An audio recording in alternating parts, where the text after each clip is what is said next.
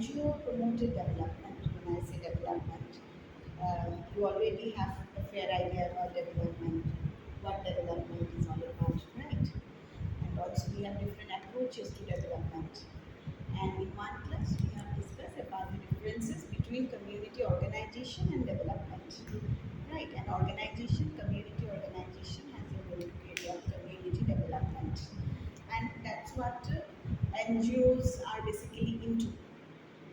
But when we understand development, what is development, how we look at development is important. Even from NGO perspective only, because it is an institutional way to dealing with development.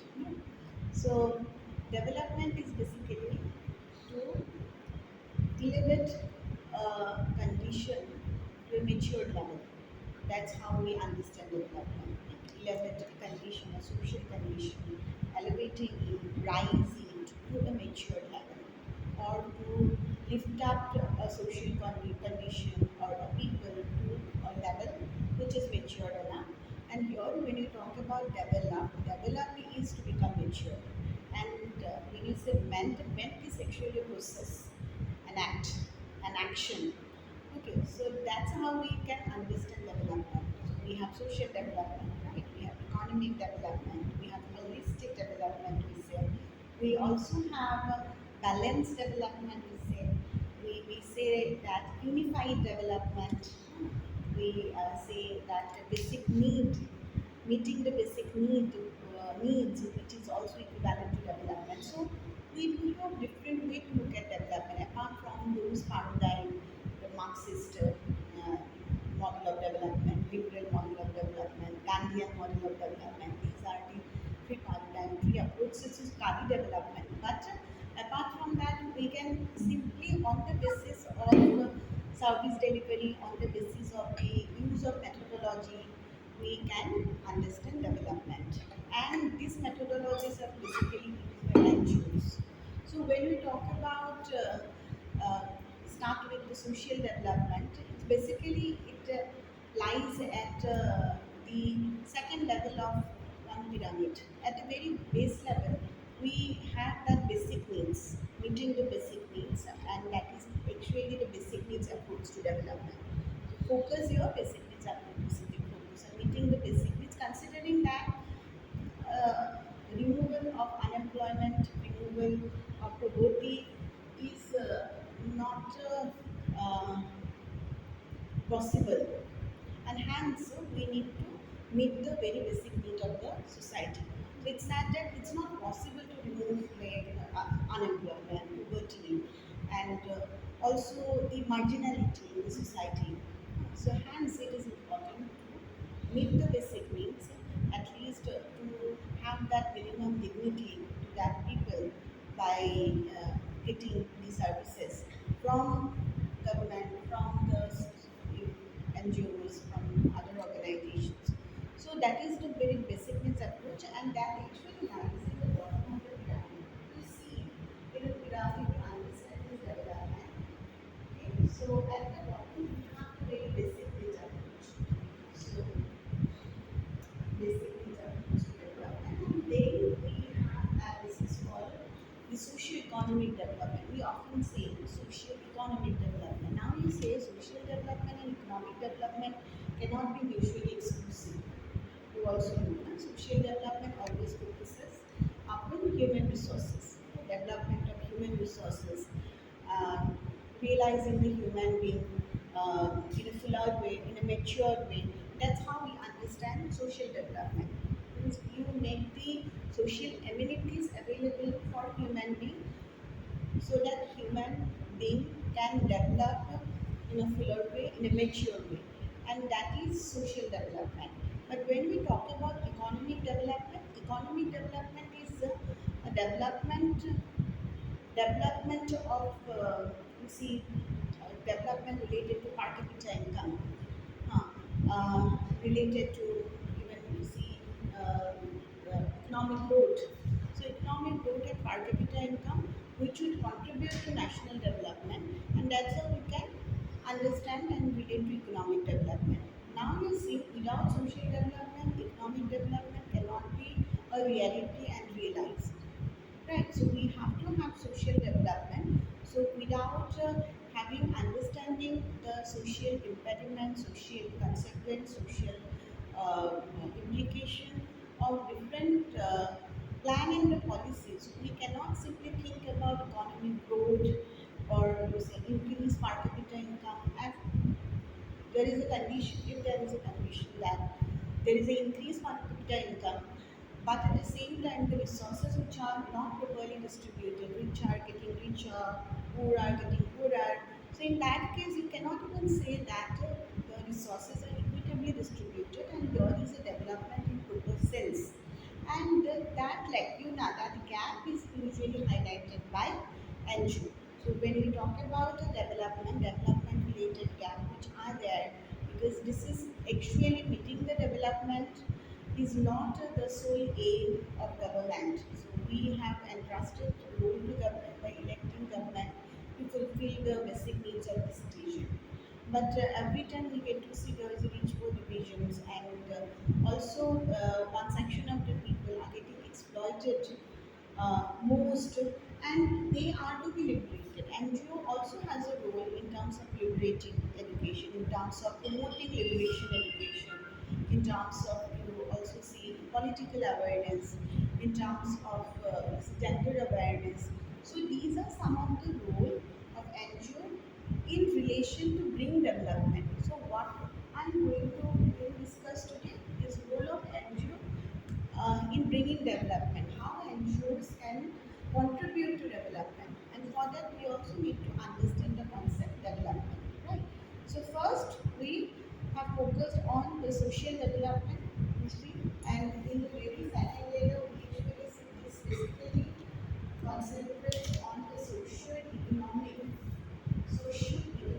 development. Okay, first one is the very basic need approach and basic need model of development. Second one is socio-economic approach, socio-economic model of development. Socio-economic approach focuses basically on to see uh, mass conscientization. Mass conscientization is that awareness of the people about their fate, about their life, about themselves, that they are poor, what makes them poor. So it is basically about mass conscientization. So in this very level, in the second level of the development, we actually find out the socio-economic development. In the very third level, we have the socio-political development. You know, when we talk about socio-political development, here it's a development has takes a turn. Development benefits are to be equitably distributed. So focus here in third ladder is redistributive justice, redistribution of the benefit of the development.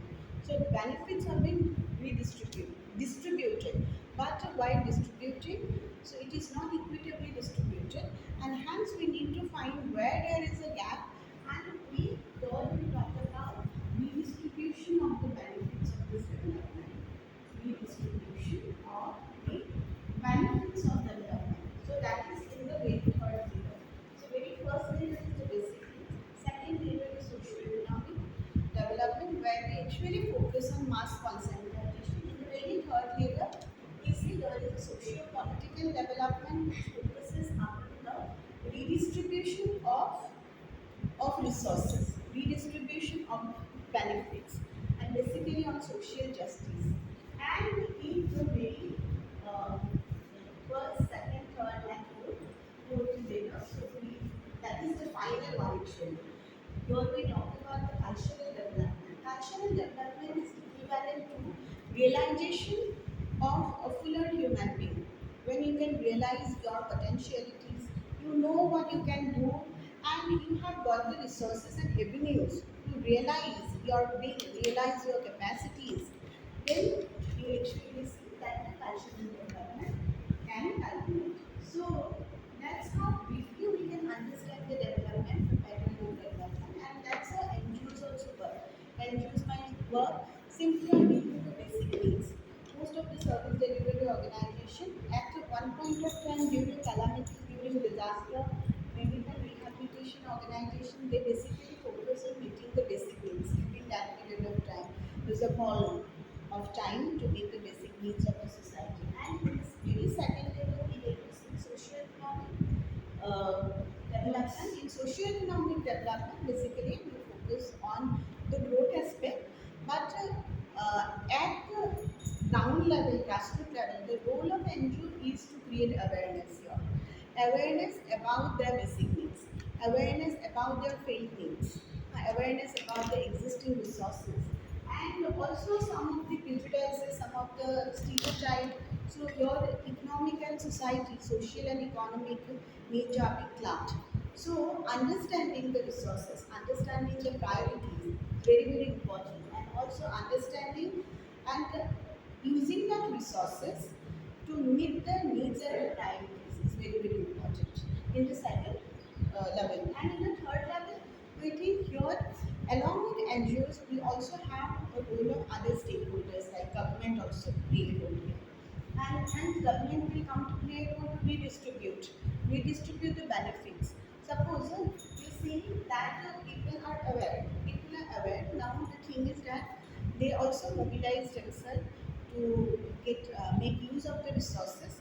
But the thing is that at one level we talk about social planning. At the same time, social planning is basically distribution of benefits, not necessarily redistribution, but very few people, few scholars also consider social planning as a redistribution of benefit, or redistribution of, you see, this development strategies, programs, and also services. So when there is a lack, so you redistribute it to equalize it. So basically, the focus is upon equality and equity, to bringing the equity. Okay, so and at the fourth stage we have that cultural development, which is at the highest level. You can see that the association, the person has realized their highest potentialities. Okay, so that's how we can relook into this development. And thereafter we see we have discussed about holistic development. That is also some of the development method or and goal NGO want to achieve. Suppose NGO wants to achieve holistic development.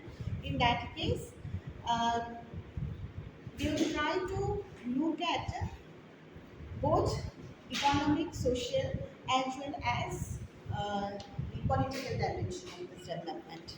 Okay, that is to achieve that holistic development or even the cultural development.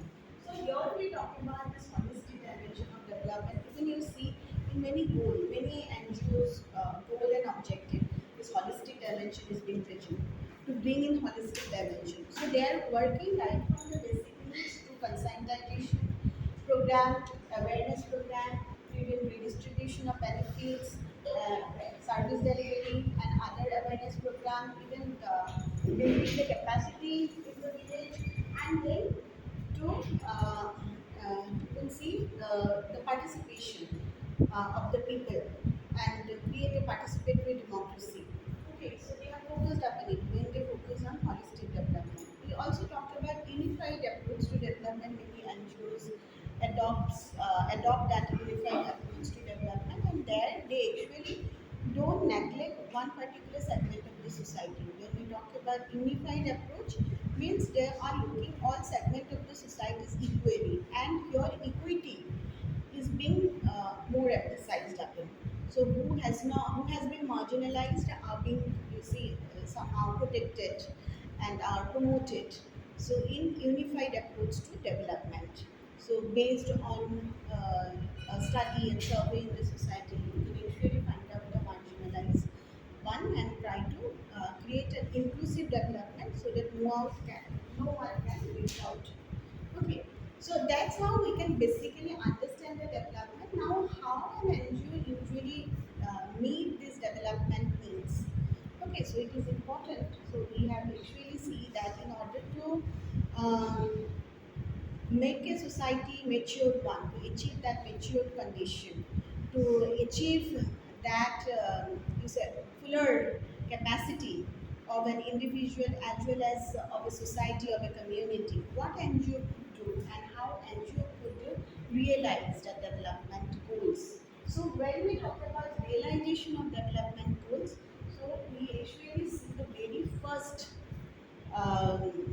action on the part of NGO can be to raise the hope, building the hope. It's very, very important. Hope building. So that is also part of, again, you see, I will be reiterating whatever I have discussed earlier, that part of this locality development approach. Part of locality development approach, so raising the hope is that when there is an apathy, so apathy is seen in the community, people are highly cold and indifferent about any development strategies and program to be implemented. They are not cooperating with the NGO to even form a village level association and organization, which happens to be the very first goal of NGO to bring in development, locality development, to form some village level, society village level organization in order to even build up the capacity. So capacity could be built up by building the village level associations. So trust could be entrusted to village level association. So you can build leadership, you can make a collective, so that people, by people to people interaction, they could realize their uh, knowledge, because they do have knowledge which are already which are many a time ignored by many people, so they could realize their traditional knowledge, and they could also earn some new knowledge and create a mix and can realize this development. So building hope is the very first action of NGO to work for development. Okay, building hopes, NGO basically build a hope in the community. This, then we see that we talk about Panchayati Raj institution, right? So it is also part of local organization. There are many local organizations are there in a village. We talk about youth club, we talk about village development committee, we talk about the women's organization, women committee, we talk about any water set committee, any environment protection committee. Okay, so and like this way, we have numerous other cooperative, village cooperatives there. So numerous organizations are already there in village. Those are basically the grassroots organizations, or you can also name it as a community agencies. When they are community agencies, so they do have a decision making role in themselves. So they will not just simply shift it to anyone else or any higher authority in terms of decision making. So community agencies and grassroots organizations, they involve in decision making for themselves. So these organizations are there at village level, and these are some of the CBOs, you say the community based organization. And many a time this organization has a role to carry out this development, right? And we have discussed about, as a part of this community organization, community based organization or civil society based organization. Now NGO can also form this very organization, and through which NGO can promote this development, this this is for layer of development. These layers of development I have discussed. So can also go for meeting the discipline, for awareness building, and also distribution of justice and cultural development. Now you see Panchayat institution at local level, very local level, the government is there. It is a decentralized form of government, or you can say also people's democracy. So when it was first enacted in 1993, 1993, so that bill was passed, got the consent from president, and that bill became an act, right? So Panchayati Raj bill, and it has also provided us the institution of local level government, decentralized form of government, which can take decision. But many a time, when we see that 60% people in a village, even 60, 70, 80% people in a village are illiterate.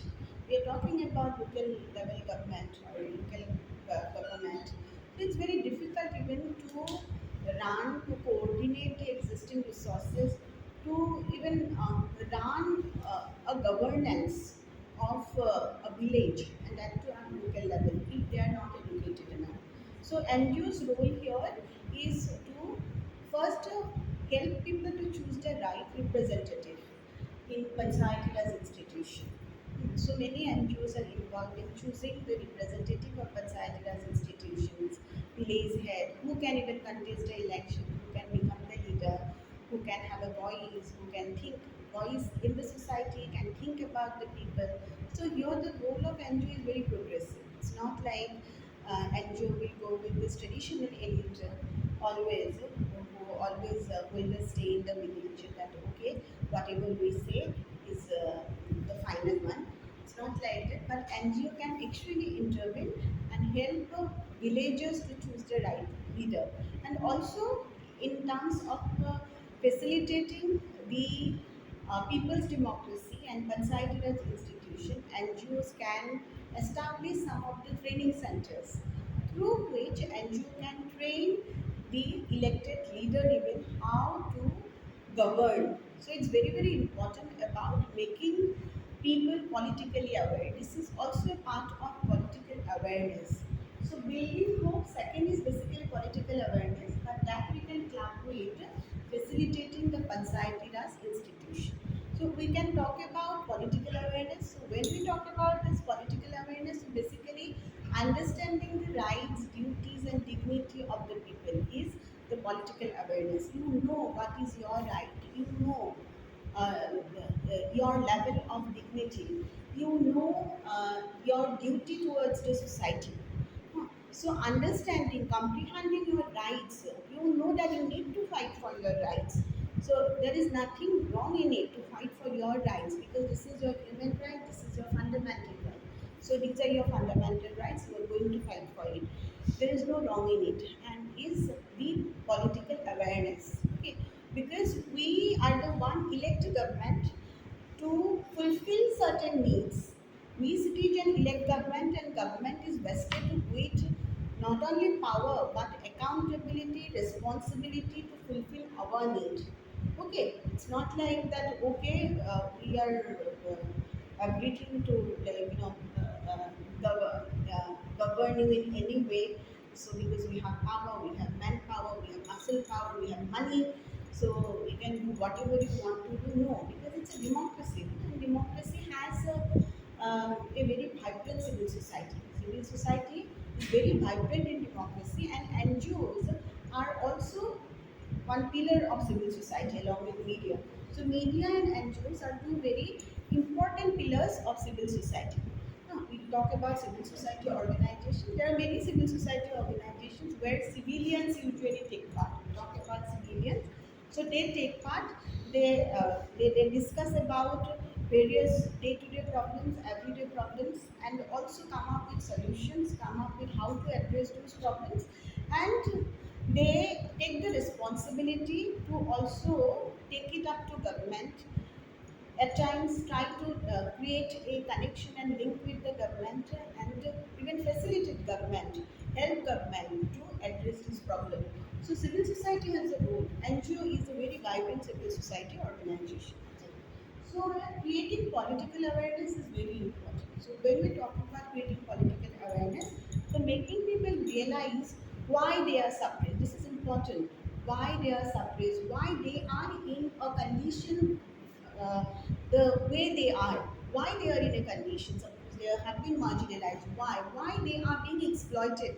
You have realized, but the people in a village may not realize who have exploited them. But you have realized, even from an external person, from a secondary survey also, even from primary survey, after talking to few people, you come to realize what is actually happening. And even from your observation, very observation, by your intuitions, by your wisdom, you have come to realize what is actually going on. So make people realize why they are in a marginalized state and why they are in that particular state. This is your, uh, I will say, this is your role as an NGO representative, making people politically aware.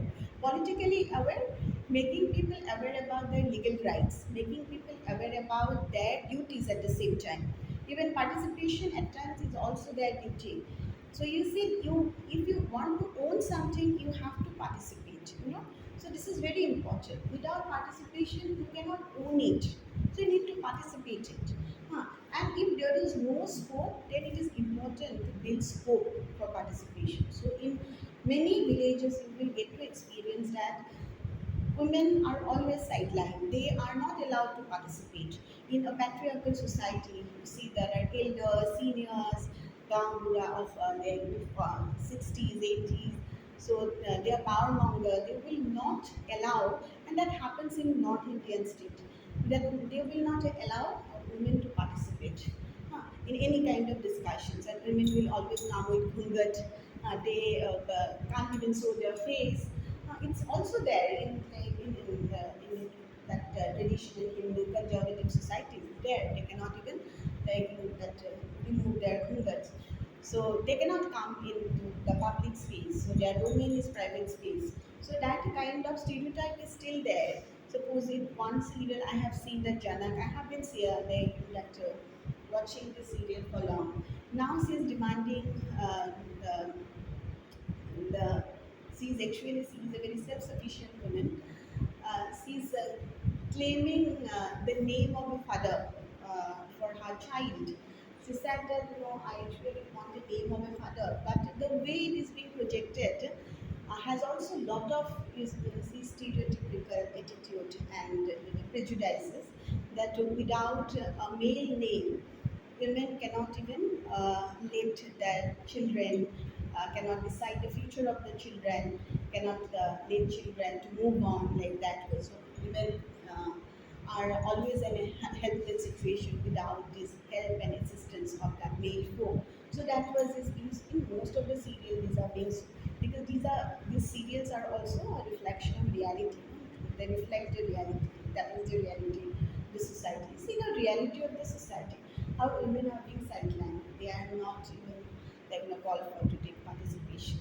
So it is important to build space for them to participate. So they will many a time they will hesitate to participate because that becomes a norm.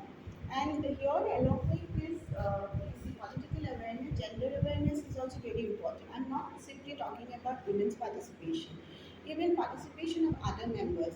In general society, in normally you see, I discuss about some of the challenges of NGOs in one class. So that challenge, leadership crisis, interlocking of leadership is also a very, you see, very demerit of NGO, you know, and hence, and the same situation we get to see in society in other organizations. There is an interlocking of leadership even at the same time, you know. So in village life also there is an interlocking of leadership. So it's very important for NGO to make people realize about their political right, about legal right. So apart from the gender awareness is very important because in a society certain roles, responsibilities, duties, relations, everything are determined by the society. So something is determining role responsibilities, some what determined by society and somewhat determined by biologically. So our role, our responsibilities, our relationship with other folk, other male folk, our counterpart is determined by society and somewhat determined by biologically. So making people aware about gender and the women in a village is actually using doubly, triply the oppressed. Yeah. So already you see we are talking about alleviating poverty. There are also poverty stricken, and they could not participate. They cannot realize their need.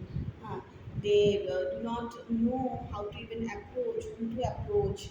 They are not educated, so they are vulnerable most and oppressed most. So that situation could be created in any institution, you see, and you might also face that very kind of situation at times. So you need to be very sensitive how to come out of that situation, and hence it is very important to use the power of pain, and also very important to use your mouth. Okay. So you know how to communicate, who to communicate, in what way to communicate. So for long you cannot let injustice, carry on and go. So injustices in the society. So in terms of gender awareness, also you need to make a society aware about gender role, how to look at the different picture, hmm, which is apart from what is being determined by the society. So it's very important to aware people and about some of the gender related norms and so-called prejudices, so that they could actually they could learn, they could be aware of, and they could also let their women go out and also take part and at times participate in the development. And there is also sharing of responsibilities, and there are problem, even that liquor problem is also there, right? So in order to get rid of this very problem, so you need to make people aware. So the second one, socio-economic development, is basically focusing on mass conscientization, right? So so this include the political awareness as well as you see, gender awareness. So we have this four types of development, and development is basically, sorry, cultural development. Okay. So here we actually try to find out the types of development that NGOs are working on. And then we see what is important is uh, capacity building. So capacity building can be possible through training, right? So training, as I've already told you can also establish training center. You can train the representative who is going to represent the village. You can also train the villagers. So you need to find out some of the nutrition and training ideas for your making. So weaving, embroidery, and apart from people to people learning. So we talked about participatory training. Participatory training is there where which is equivalent to adult training basically. So that is also a part of literacy mission. So at evening hour you can go, you can also make them study. You can also teach them how to write, how to even make signature, how to do their signature, and also that is a very basic functional literacy that could also be carried out or even given by the NGO. That is a part of, you see, the capacity building. By minimum capacity building, at least villagers know how to do their signature. So this is important. And then we also see the kind of participatory training. So where you let people understand what they know, what they have, what they are capable of. So it is important to understand what they know actually, because many a time they also don't know what they know. So on your part, you need to bring it out what they know, what they know, to know about your, like, about themselves, about their neighborhood, about social resources. So it's very important in the villages, about the problem, whether they know their problem is very important. So so it is important. So we talk about okay.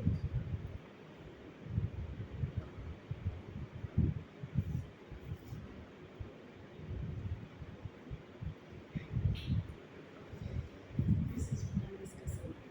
So it is very important about understanding.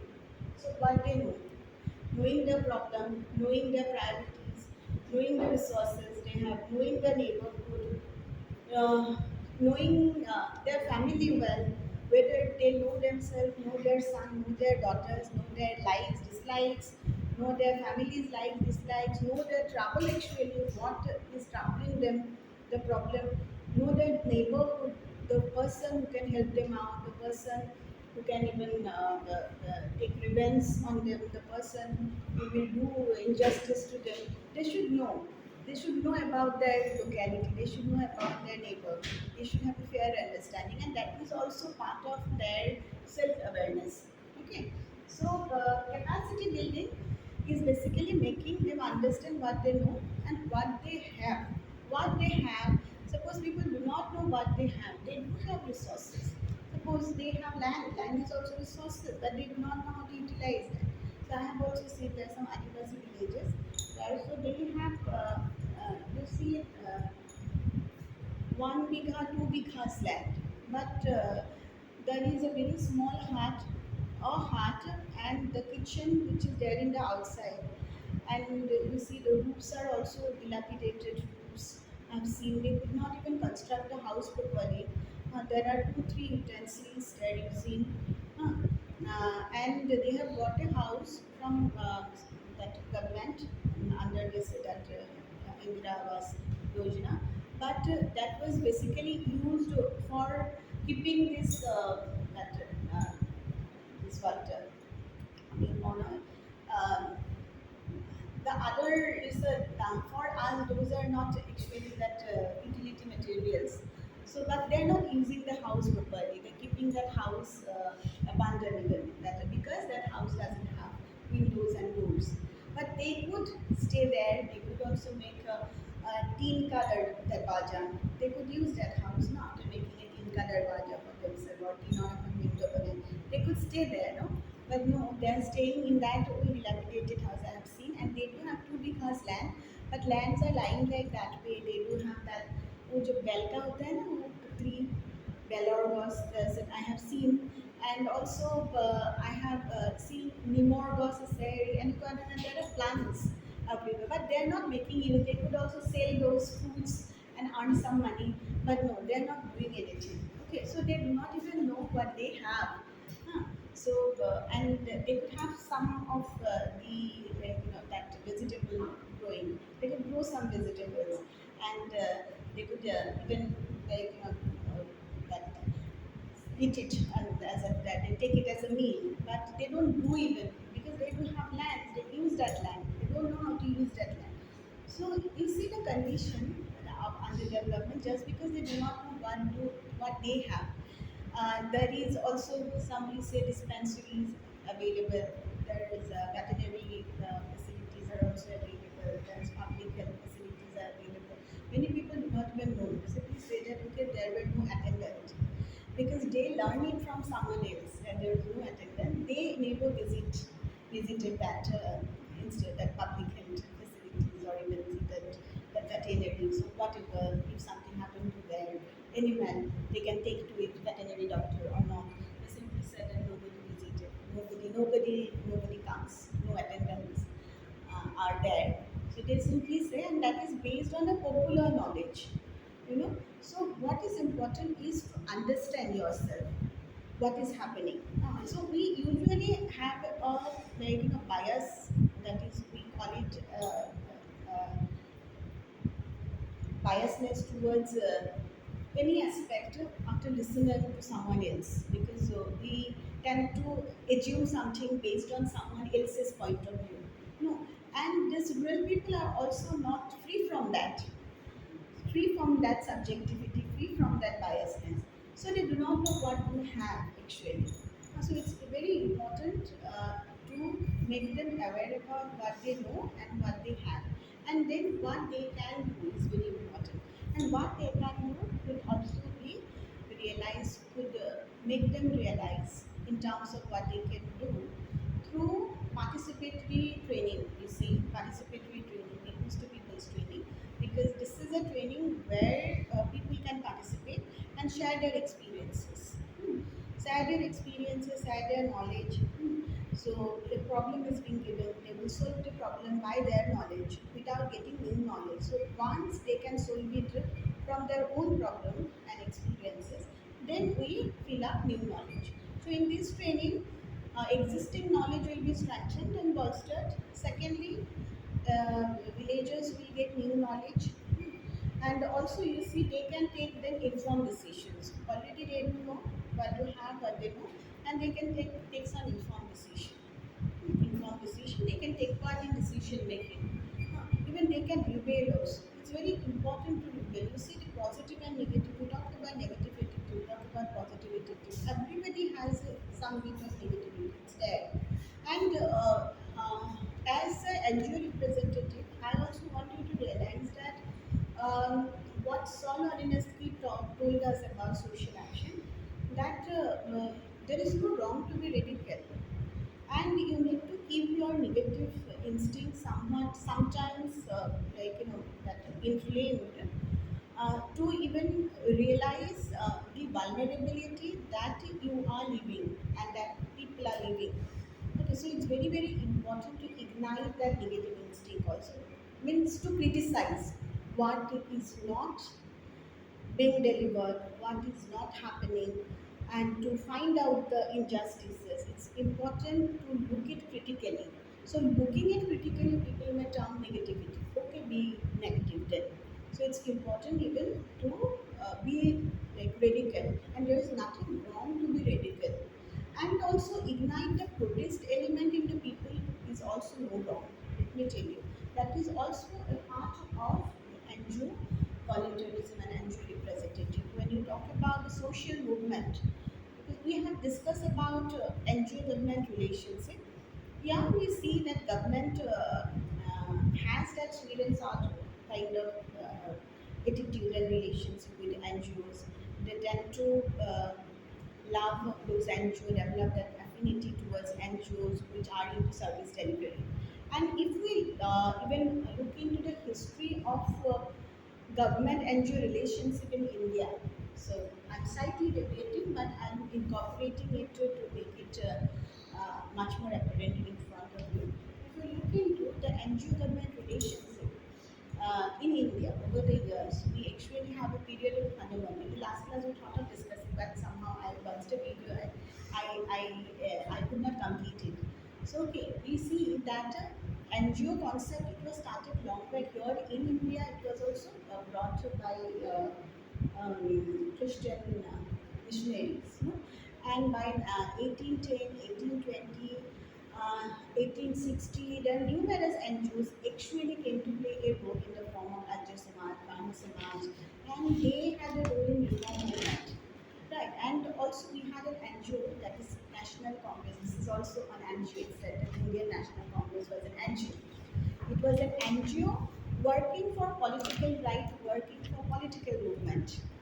So it started as an NGO. And looking at you see the stage and proliferation of NGO, British government have brought certain act to regulate this NGO, like Public Trust Act brought in, then you talked about this Societies Registration Act also came in. So, in order to regulate this NGO, because of the visibility during 80 the 90s, so we get to see that the certain acts came in, and that was actually legislated by Britishers, like Public Trust Act and Societies Registration Act, so that whatever organizations are working for social reform and also participating in movement against British could also be registered, and they could be aware of their activities once they are registered. Okay, so that was a kind of regulation that brought in. And you see, Gandhian NGO that or Congress, that people usually that inspired by Gandhian ideology, and they took part in national movement. So that euphoria of participating in national movement and removing the societal ill, and there was Sakida Pratha, there were other ill that remarriage was started, and then we talked about child marriage was there, another social ill. So, so as a part of social reform, these NGO were actually facilitating their activities, no? And that was continued and carried out. That was continued and carried out after independence also. And after independence, we call it as a honeymoon period. Why we call it as a honeymoon period? Because state has provided lot of leverage, lot of fund to NGOs to carry out their development activities. But those activities were basically the state directed activities. So state designed the program, state designed the strategies are supposed to be carried out by NGO. But NGOs also thought that we are already engaged in reform activities. We also took part in Quit India movement. So now we will continue this development activities designed by the state. And accordingly, you also see that we have the KV, Khadi and Village Industry Commission came up.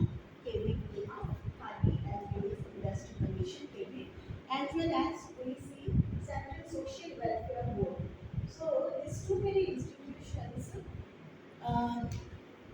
shows the importance that government laid on NGOs, because by these two institutions, Central Social Welfare Board and Khadi and Village Industries Commission, tries to train the officials uh, about mobilization for development, about organization, and also they do have a track of activities of the NGOs, about even the funding, how funds are being used. No.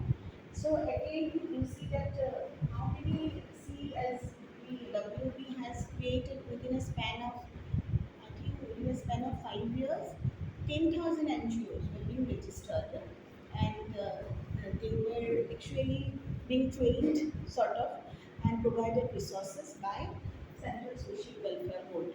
Then thereafter, that you see there is a period of advancement, because youth came up by 1970s.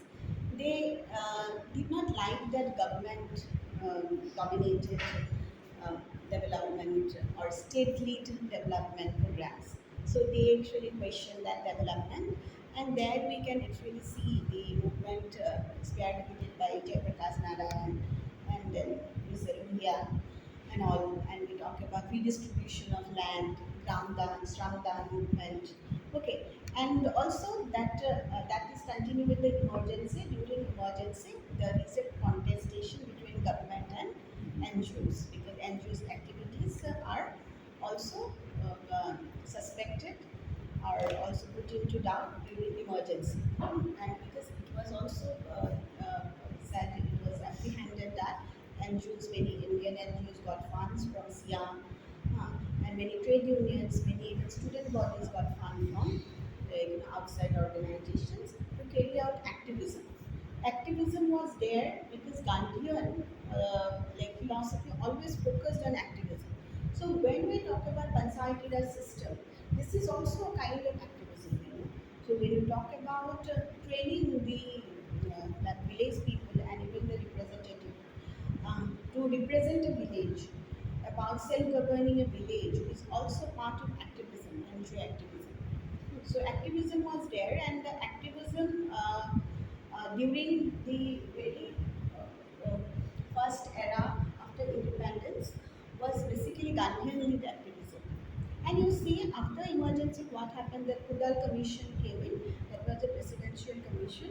They carried out the scrutinized the NGO activities, and especially the Gandhi Peace Foundation. That was an umbrella organization of 945 organization NGOs. It's an umbrella organization of 945 NGOs. 945 NGOs were there in umbrella Gandhi Peace Foundation, whose activities, whose funds, and also grantee aid, how they get, everything is being audited, scrutinized, and there were public hearing. And somehow that has demoralized the people who are engaged in NGOs. And for long 5 years, not for 1 2 years, for long 5 years, there were scrutiny and also public hearing.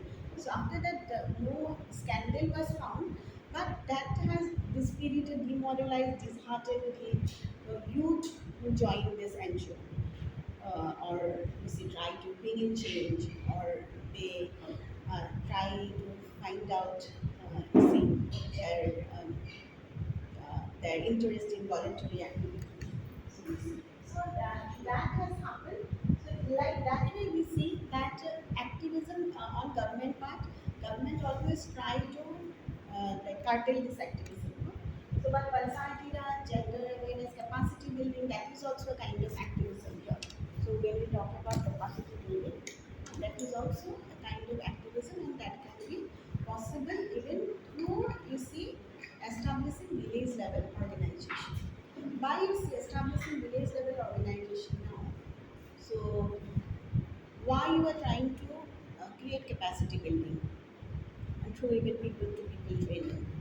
First, to make them informed decision, to increase their knowledge, to make them utilize their knowledge, and also to build confidence, build hope, right? And why you want to help in building the capacity? help building the capacity of the villagers is to self-manage the resources so that their dependency on NGOs will reduce, so that they can own the resources, so that they don't have to depend on NGOs for long, right? And hence capacity building is very important. Now, for formation of self-help group, you can also contribute to capacity building through formation of self-help group and village level organization. So, in terms of self-help group, we actually see I told you this is also a product of liberal democracy. Self-help group is a product of liberal democracy, and India has borrowed a lot of Western concept because of our colonial ruler, uh, as we were colonized. So our education system is also westernized, influenced by like Western values. And a lot of this concept, that educative concept, even regarding the managerial concept, principle of management that we usually teach students, instruct students, have also bought from like West. So these are all Western concepts. Self-help group is something very much rooted in India, but it was not realized. It was rooted in India, and that was first realized by Gandhiji to create a self-reliant society, and that too by villagers themselves through village reconstruction activities. And for that, Gandhi has been talking about meeting the basic needs to cottage industry. So, in meeting the basic needs, emphasizing on village level industry, cottage industry, and also utilizing the village resources.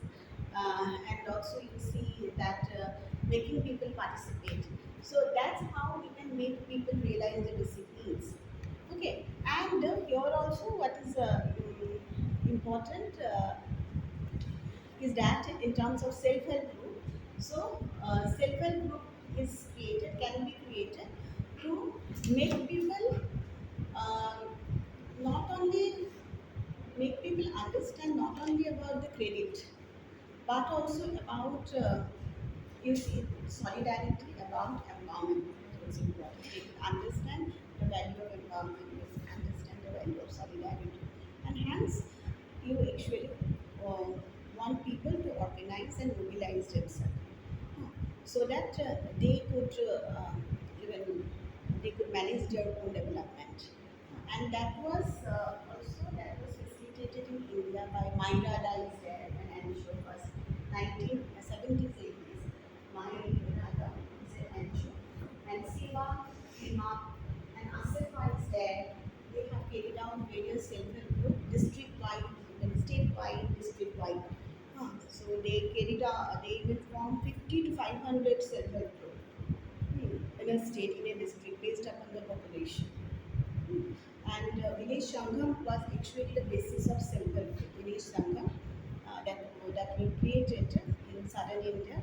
So Sangam were of 100 member group. So 100 members group, there is 7-member executive committee and there was a president. So president used to play a very dominant role, and there were also we see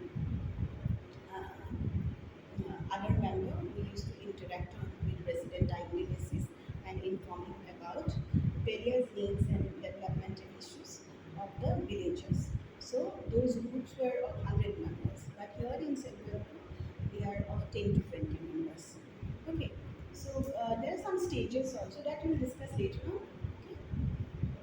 Some stages to forming the silver.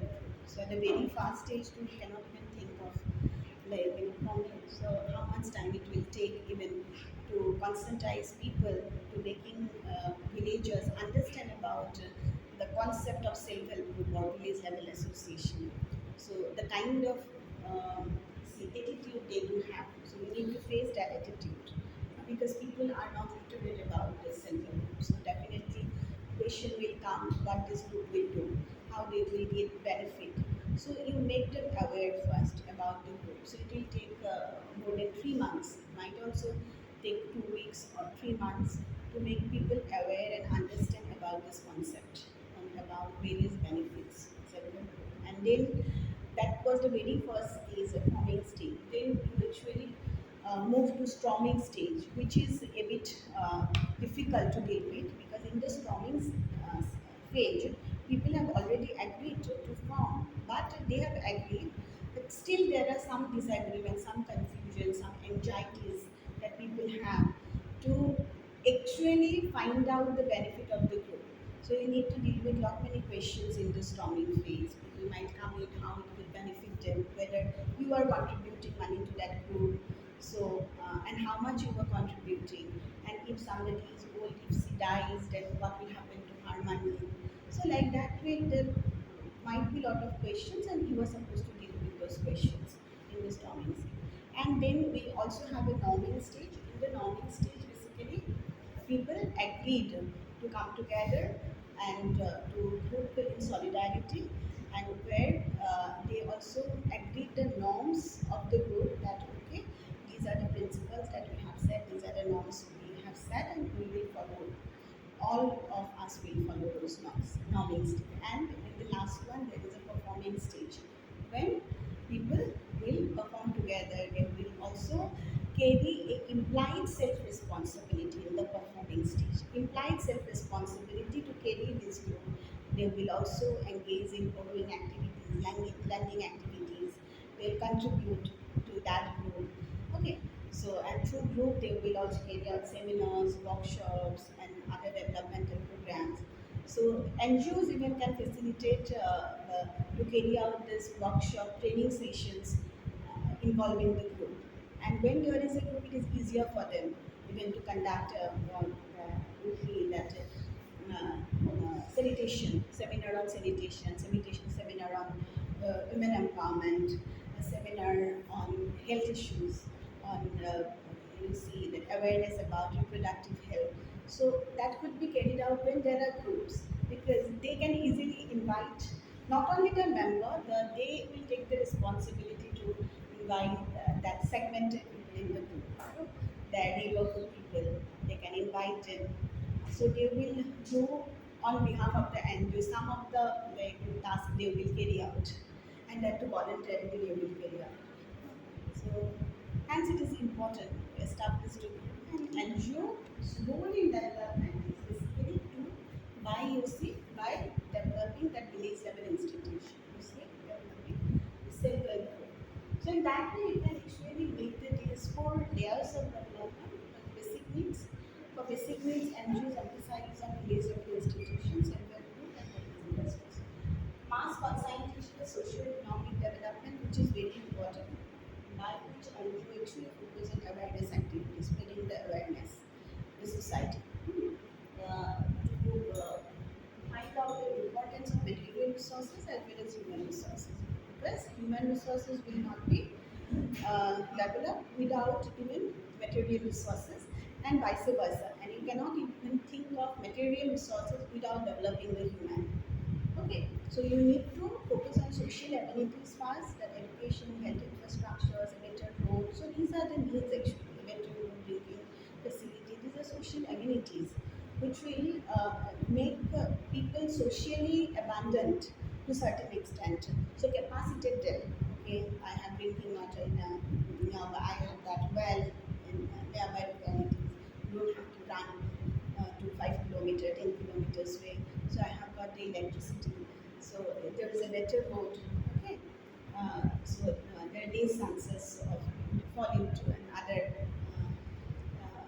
Like when there is a better road, service delivery will be very swift, like the swifter. So these are some of the amenities which are very important, and you can focus on those amenities. And that will be the very easy second stage. And then from which they can focus on economic development. When you say economic, sorry, these are social development. They can focus on economic development. That is basically the growth. So you say there is a road. That means definitely there is a growth. You can also, that is an indicator of growth. Okay. So that is one thing. And then we talk about redistribution of resources in the first, where there will be delivery of services based on needs. So in the third stage, and fourth is the fuller development of human. Fuller development of human could be realized. They could also carry out some of the recreation activities. He said that there is not much to do. Okay, so So what you can do, you can again motivate people to participate, and also involve them into recreational activities, and also you see involve them making craft and all, and making craft, and they themselves spread awareness not only in that village, in the neighborhood village also. So, and also to organizing various festivals, even organizing various street plays. They also involve them into street play. Initially, NGO themselves will carry out the street play. They themselves even script write a script, and they organize it. Then that representative will play, make a play, and play it out. That's so. Now the thing is that at the fourth stage they will involve the villagers also, and simulate them in a way. They will have that immersive that experience, and they will now uh, try to empower another one, so that is a very higher level of culture development. Like that way, you see,